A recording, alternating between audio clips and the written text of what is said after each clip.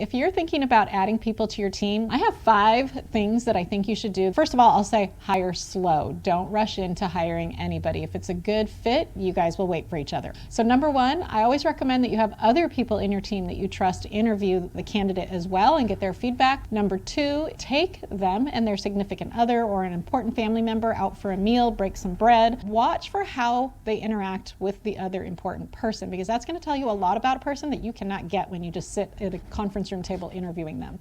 Okay, number 3, rely on 1 or 2 different assessment tools. I like to use the DISC profile. Number 4, you need to understand what their challenges are and why they're looking to make a change, because if they are just going to bring their same perspective, mindset, and habits that maybe stood in their way of success somewhere else, they're probably not going to see any more success. And if they had any of those issues, that's okay. If you have a system and support in place that matches their needs, then you can really help them thrive and they will probably be successful. And then my favorite one is at the end of the interview, ask them to teach you something in 5 minutes or less. It can be anything. It could be how to scoop ice cream. It could be how to drive a car, whatever it is. I had somebody teach me how to change my oil in 5 minutes or less. And you know what that told me?